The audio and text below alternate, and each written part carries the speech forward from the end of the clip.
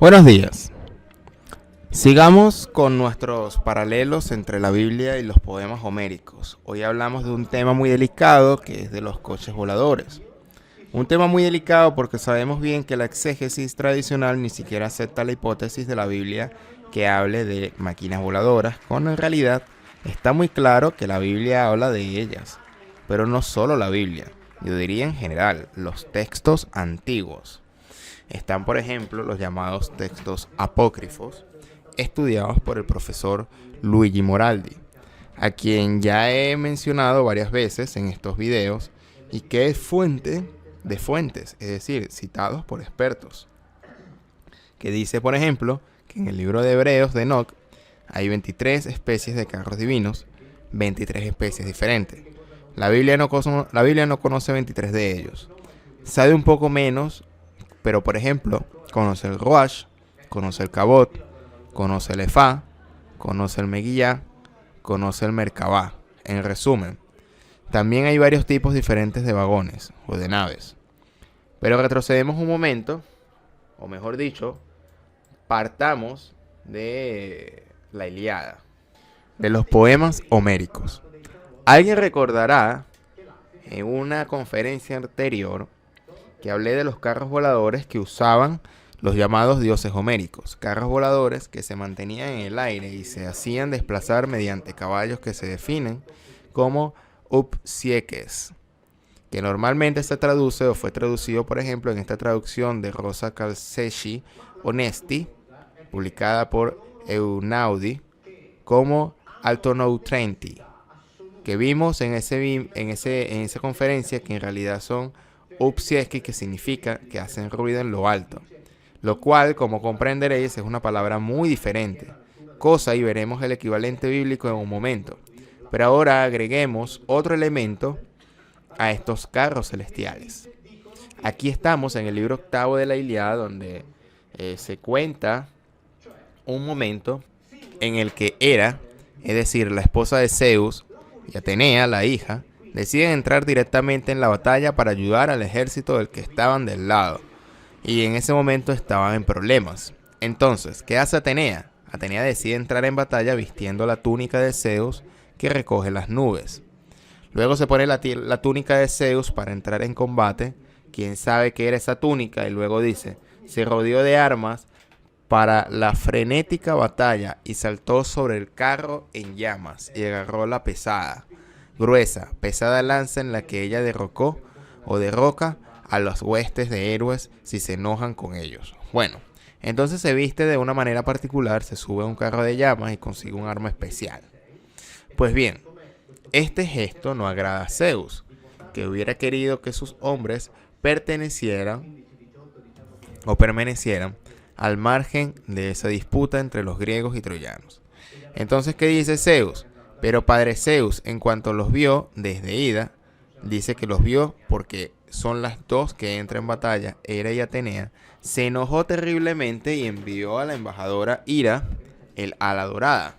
Hira se va rápidamente, la manda de regreso, no dejes que se me presenten, no es lindo llegar a las manos. Es decir, aquí hay dioses que verdaderamente compiten, riñen, pelean entre ellos. Y digo esto que ciertamente se cumplirá, dice la lectura. Y atención, continúa la lectura. Quebraré las patas de sus veloces caballos debajo del carro. Los arrojaré del carro y los aplastaré. Este carro, que aquí se llama carro, que ni en 10 años sanarán la herida que les puede causar el rayo, dice la lectura. Es decir, aquí se dice que estos caballos que suben, guían y avanzan, los carros se encuentran debajo de los carros, por lo que contradice la iconografía tradicional que obviamente leyendo estos textos, como textos místicos o míticos, representan el habitual carro tirado por carros, que saben siempre pretendemos que las cosas escritas de manera literal son ciertas, que hacemos de cuenta que el método que yo uso, y por eso sabemos que estos caballos hacen ruido arriba. Y aquí aprendemos que estos caballos se colocan debajo de los carros, de aquí los sostienen en alto. En otras cosas, o entre otras cosas, aquí también hay una nota bastante curiosa e irónica, porque el versículo 407 dice que esencialmente dirige esta amenaza a su hija Atenea y dice: no estoy tan enojado y no me desquitaré con Hera. Ella siempre se opone a lo que quiero decir. Es lindo ver que el Señor de los dioses aquí diciendo: está bien, no me voy a desquitar con mi esposa porque estoy acostumbrado a que ella me contradiga todo lo que digo. Pero en cambio me voy a desquitar con mi hija que me debe, es decir, me debe obediencia. En definitiva, es una cosa verdaderamente muy humana, muy concreta, y francamente me cuesta pensar que, queriendo hablar de divinidades, se puedan inventar cosas tan triviales, casi ridículas, si se atribuyen al Señor de los dioses.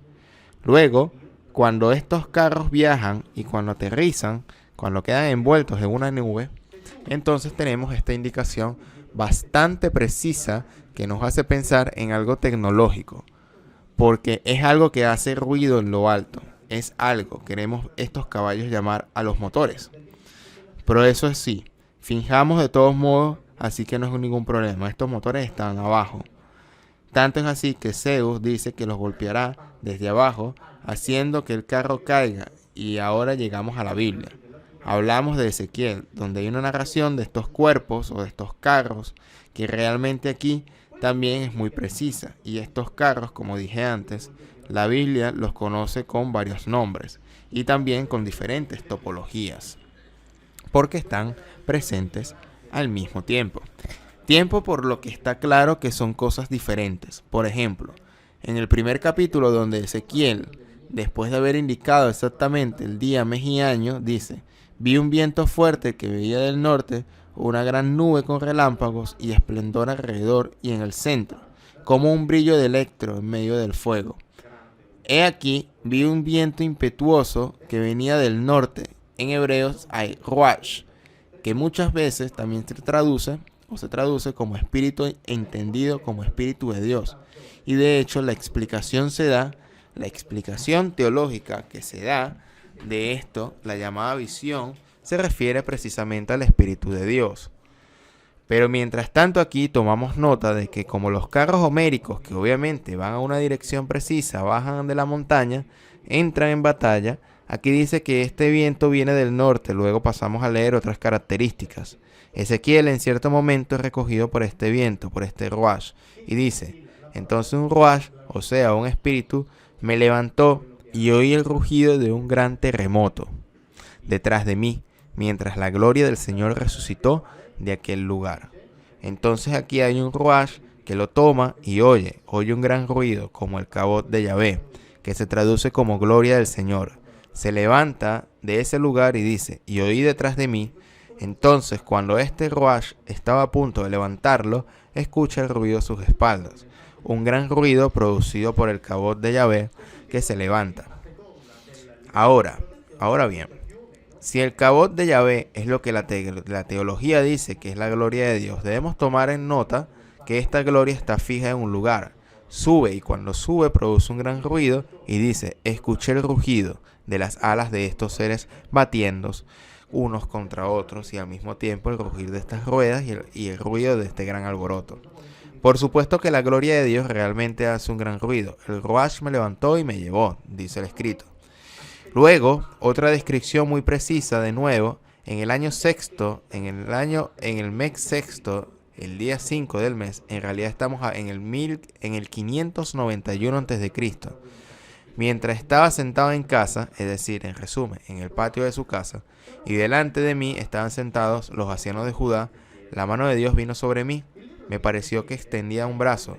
El ruach me sostuvo sobre la tierra, o entre la tierra, y el cielo me levitó. Me llevó a Jerusalén en una visión de Elohim. Es decir, lo vio como lo vio el pueblo. Elohim, que es de arriba, y lo lleva a la entrada de la puerta interior que mira al norte, y he aquí, allí otra vez estaba la gloria de Dios de Israel, como lo había visto en la llanura. Es decir, aquí nuevamente hay un ruach que lo toma, lo levanta, lo lleva a Jerusalén en una posición muy específica, es decir, la puerta interior que mira al norte. Y ahí está el cabot de Yahvé, o sea, la gloria de Dios. Y él dice, y él es la misma gloria, o sea, el mismo cabot que había visto antes en el llano, el que leí allí anteriormente. Y aquí también, desde que fue colocado en el atrio del templo, una nube llenó el atrio del templo y cuando la gloria del Señor fue levantado por el querubín, llevándolo por encima del umbral del templo, el templo se llenó de la nube y el atrio se llenó de esplendor de la gloria del Señor. Es decir, este cabot de Yahvé emitía luz, pero el templo se llenó de esa luz mientras el cabot se levantaba. Pero ahora pronto veremos una descripción aún más precisa, haciendo un paralelo con el texto griego en la Biblia de los años 70. ¿Ustedes piensan que es posible escribir un libro sobre 50, 100 maneras de hacer el plan, utilizando una lengua que no tenga los términos relativos a harina, agua y amasar?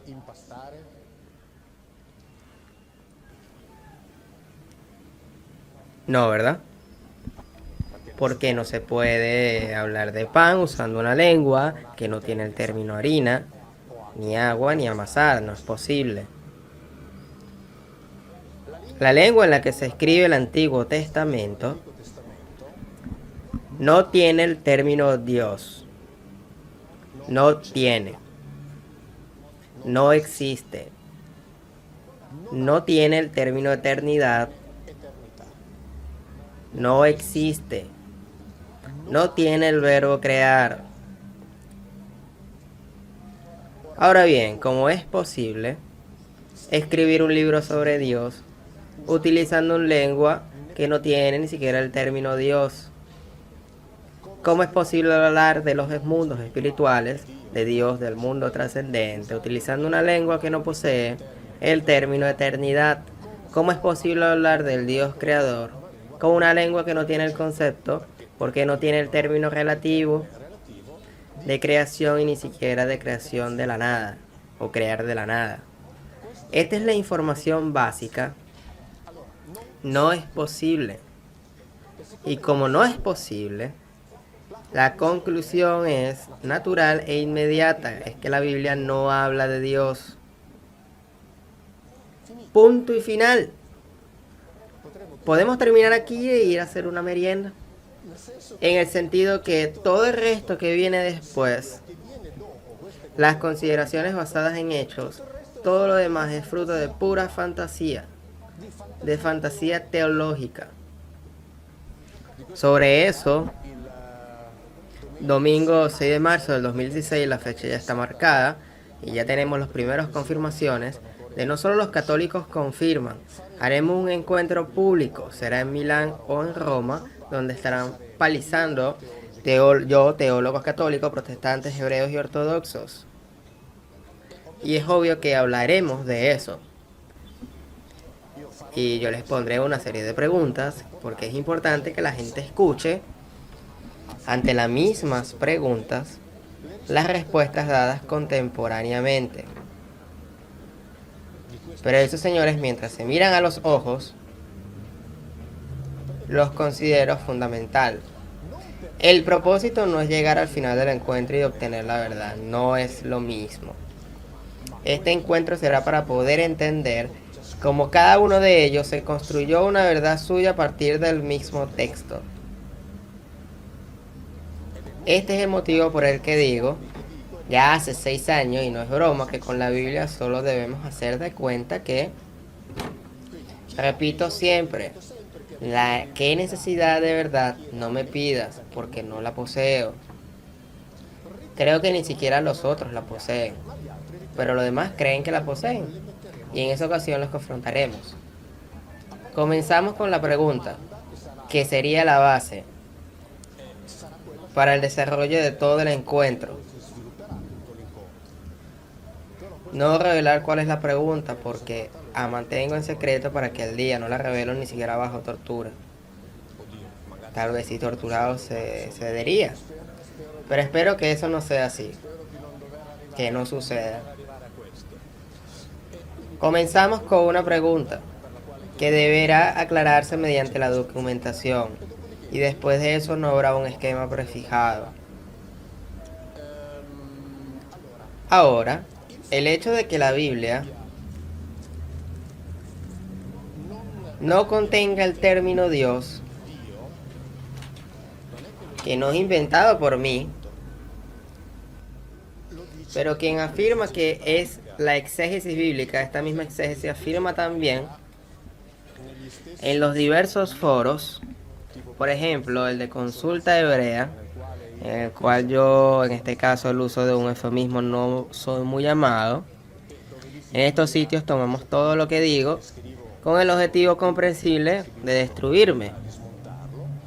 Y como en uno de mis libros escribí que en la Biblia no existe el monoteísmo, porque no existe el monoteísmo, es una invención teológica sucesiva, ellos mismos responden: no tiene sentido hablar de monoteísmo. Quien responde aquí es el exegeta llamado Abraham, que es más alto consultor exegeta hebreo de este foro. No tiene sentido hablar de monoteísmo en una lengua que ni siquiera incluye el término Dios.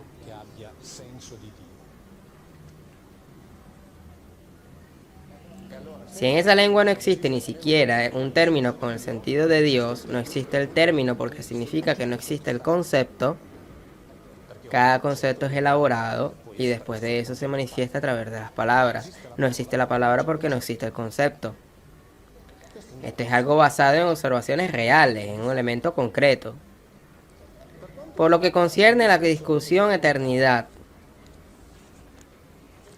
esta es la fotocopia de la página 304 de uno de los muchos diccionarios del hebreo arameo bíblico.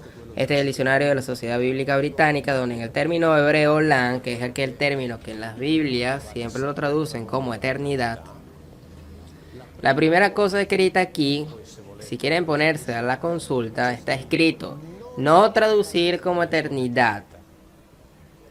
Escriben en los diccionarios: no traducir como eternidad. Se trata de un tiempo muy largo. Pero si en los diccionarios está escrito para no traducir o que no traduzcan como eternidad, ¿por qué encontramos siempre la traducción eternidad? Porque si parte del presupuesto de que como la Biblia habla de Dios por una serie de motivos, entonces no puede dejar de existir el concepto de eternidad. Pero ese término no existe y como siempre se traduce como eternidad, aquí en el diccionario está escrito para no traducir como eternidad, pero encontramos siempre traducido como eternidad. Y aquellos que lo traducen como eternidad pertenecen a ese mundo que de forma muy insistente y siempre más determinado escribe: Viglin inventa las traducciones. Pero ¿quién inventa las traducciones? Después veremos eso. Por lo tanto, no traducir como eternidad, no existe el término Dios. Por lo que concierne a la creación, si ustedes quieren leer al respecto, podrán encontrar estudios de la teóloga Ellen van Wolden, de la Universidad de Nijmegen, en Holanda. Ella escribe de modo muy tranquila que en la Biblia no existe ningún Dios creador. Si ustedes leen los estudios de los filólogos o de los estudios de los epígrafos que estudia la lengua, se encontrarán siempre que el verbo bara, que se traduce como crear o creación, significa simplemente interferir en una situación ya existente para modificarla. Nada más. Y los estudios de los rabinos,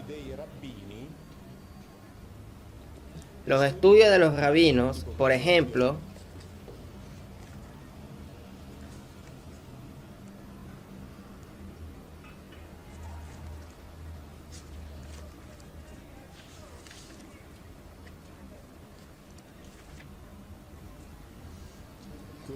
Edward Greenstein, profesor de Biblia en el Judío Sismológico de New York, profesor de estudios bíblicos en la Universidad de Tel Aviv, etc.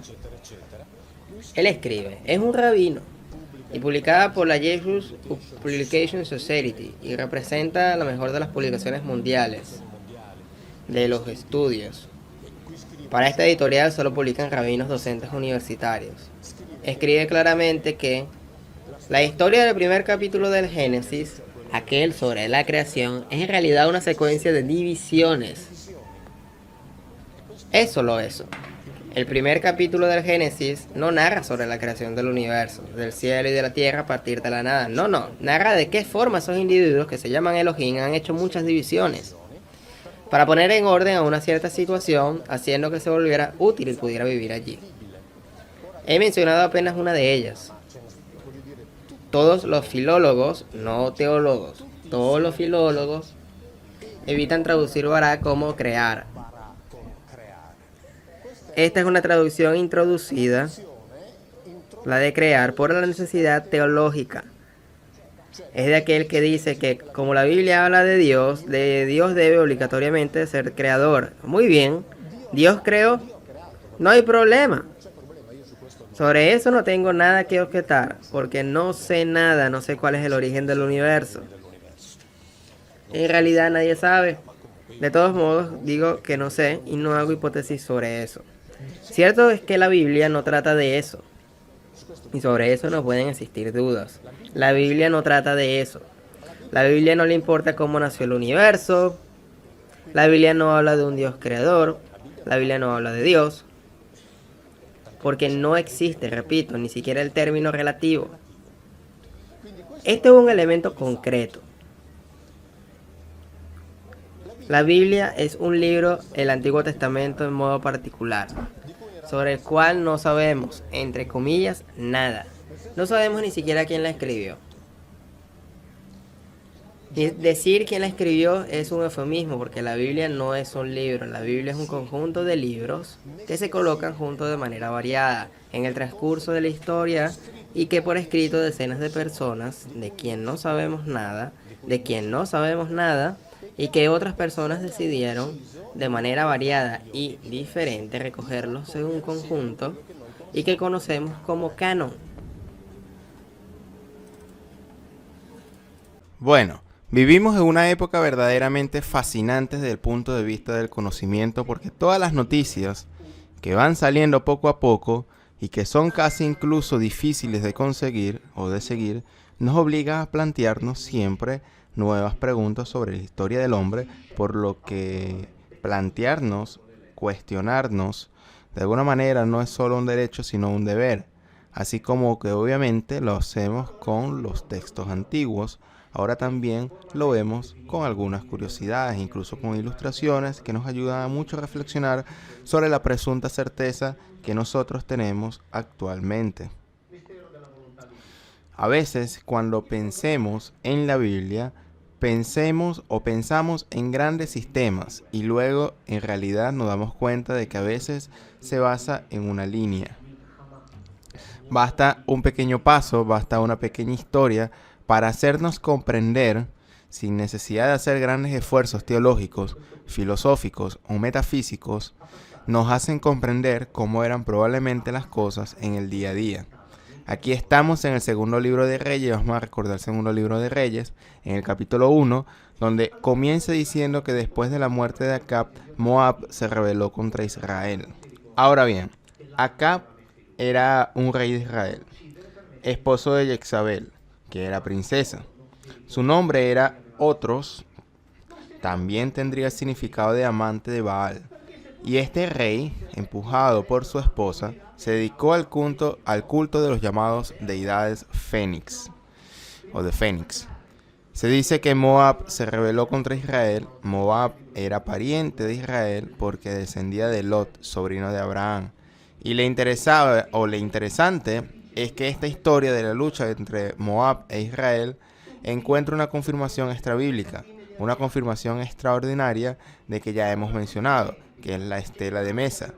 Mesa era el rey de Moab, que cuenta precisamente esta historia, es decir, del conflicto que tuvo con los que él llamaba los de Yahvé, y cuenta su victoria y los sacrificios que hizo. He hablado extensamente sobre la estela de Mesa, la examiné línea por línea en las traducciones oficiales de este libro y aquí es interesante. ¿Por qué? Porque esta estela representa una confirmación histórica, arqueológica y extrabíblica de estos relatos bíblicos. Entonces ya esta primera línea, que aparentemente es tan insignificante, en realidad lleva consigo un valor que es extraordinario. También porque la Biblia habla de Mesa. De hecho, habla de ello aquí en los capítulos siguientes. Por lo tanto, Mesa es un rey conocido desde la Biblia y es un rey conocido por la arqueología. Entonces existe una confirmación cruzada. Yo decía Acab, marido de Jezabel. Estos tiempos o estos tienen un hijo, Ocosías, que luego lo sucederá en el reino.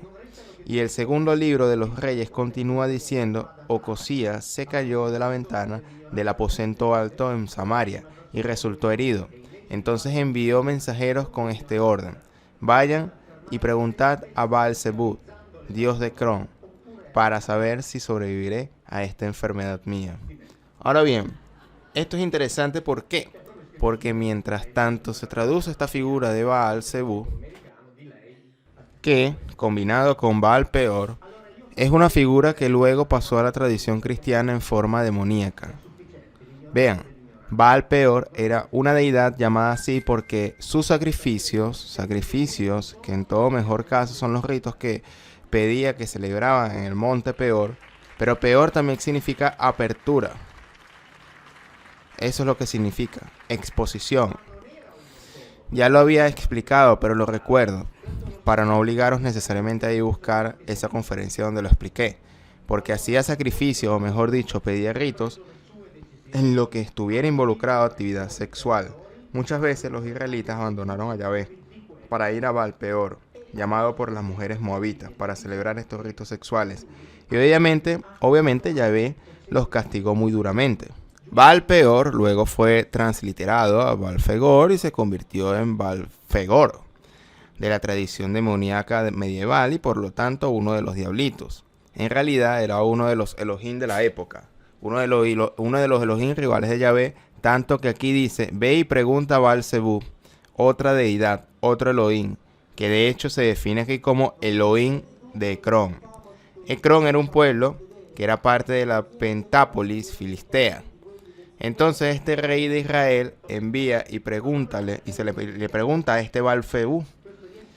Ahora, Zebub es un epíteto que se traduce como por tanto Baal-Zebub, señor de las moscas, usado con cierto sarcasmo porque Zebub indicaba el principado, por lo tanto Baal-Zebub significaba señor del principado. Por lo tanto, un Elohim poderoso que entre otras cosas también estaba vinculado al poder de curar, así como otras de las llamadas divinidades del tiempo. Recordemos que en la Biblia existían los llamados Rafaels, que significa el que cura. Entonces, digamos, Els especializados, diríamos, en el campo médico.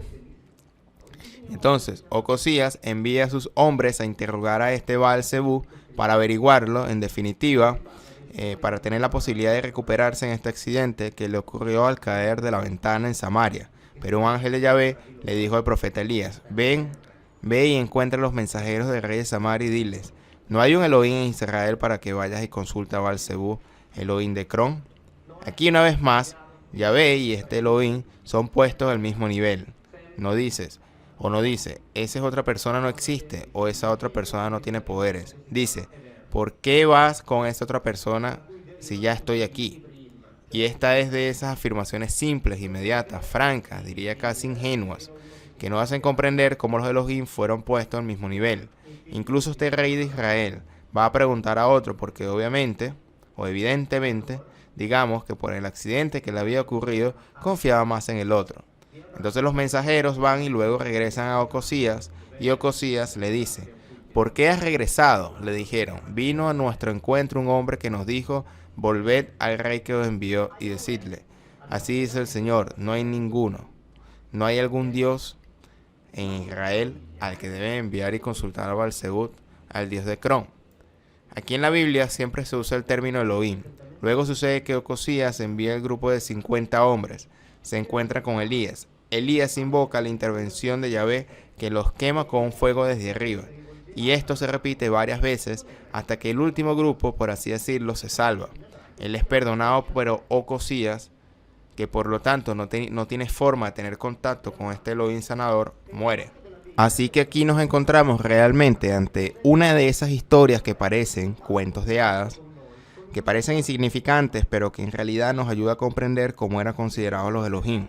Es decir, todos eran considerados, al menos los de este nivel, absolutamente equivalentes, así como Elohim de Moab, el primero que mencionamos. Fue un Elohim que reinó sobre una de las familias relativas de los israelíes. Así que aquí realmente tenemos otra instantánea de la distribución de poder de los Elohim en este territorio. Los Elohim que lucharon entre sí tenían las mismas características, tenían las mismas prerrogativas y también tenían sustancialmente los mismos poderes. Nos encontramos pues ante una situación que parece muy clara. Entre otras cosas, el discurso de Elías, que luego pelea, tiene un choque, tiene un desafío con los llamados profetas de este Baal rival. ¿Qué hace? Él logra vencer este desafío de una manera muy astuta, muy sabia, con muchos conocimientos.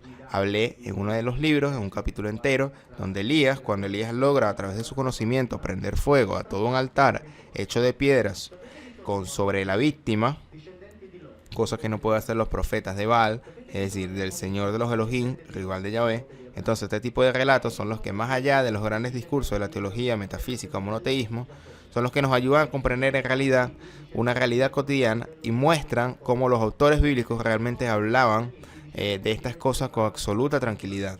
Pero hay más, una curiosidad más. Hay una ciclografía publicada aquí en la apertura del libro de Reyes. Esta ciclografía es del año 1625 y representa precisamente de este lado el fuego que cae del cielo, invocado por Elías. Mientras que, por otra parte, en esa ciclografía representa a Yahvé y se representa bastante grande. Este grabado en madera fue colocado en una versión popular de la Biblia que había sido previamente aprobado por el Papa Sixto V. Y Yahvé representado cómodamente recostado sobre un carro celestial, es decir, sobre un carro volador de ruedas. Así estamos en 1625 y se representó con absoluta tranquilidad. Dios así, es decir, sobre un vehículo volador. Algo de lo que hemos hablado muchas veces. Lo interesante es que este grabado pertenece a una época de la Europa que fue testigo de las décadas anteriores y por tanto de finales del siglo XVI de una serie de fenómenos que ocurrían en el cielo y que estaban representados gráficamente. Estoy pensando, por ejemplo, en las esferas voladoras en el cielo de Basilea. Pienso en los cilindros voladores en los cielos de Nuremberg. Pienso en aquellas preciosas imágenes con un objeto volador que se vio en los cielos de Arabia y que apareció en el libro editado de Basilea, si mal no recuerdo, en 1577. Tuve la suerte de ver un ejemplar de este en una restauración. Entonces estamos ante representaciones de fenómenos celestes, lo que ahora llamamos UAP, es decir, fenómenos aéreos no identificados de los que nos habló el Pentágono, y digo, el Pentágono los autorizó. Finalmente nos dio la oportunidad de hacernos preguntas y finalmente nos dio la oportunidad de revisar incluso los textos antiguos a la luz de lo que nos dijeron sin tener que escuchar esas respuestas simplistas que se dieron a esas preguntas que ahora requieren una verdad. Respuestas concretas. Requieren al menos hipótesis de respuestas que tengan que ver con la realidad.